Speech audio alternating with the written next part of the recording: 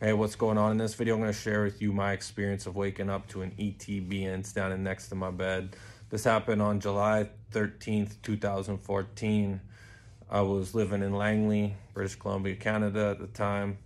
And the interesting thing about that day is around 1:30 in the afternoon, I attempted to take my life by starting my car in my garage.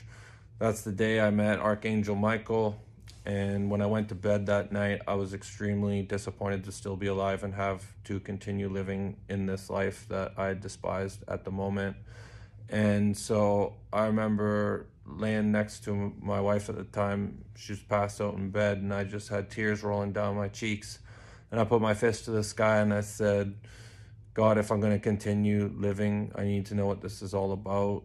And around 1:30 in the morning, as I'm sleeping, I remember hearing the words, "We think you should open your eyes." And when I opened my eyes, that's when I saw an ET being this far away from my face, leaning over my bed. Now, to describe it, I would say, to generalize it, you would picture tall gray, except this thing was light brown and its face was like a square. That doesn't make any sense, but that's the one thing I could not get out of my mind was why did this thing have a square face? You know, big black eyes, little nose, and a little mouth. And one thing that I've been told working with shamans is that the reason why I seen it the way I did is because my third eye at the time was calcified.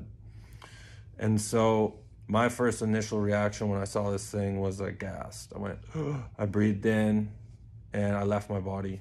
And I remember floating to the corner where I could see everything going on. We had this big king-size bed. My wife was laying on one side, I'm laying on one side, and there's this big ET being bent over my bed talking to my body. Because I was scared, I couldn't hear anything he was saying. And when you get frightened outside of your body, the first thing you try to do is get right back in.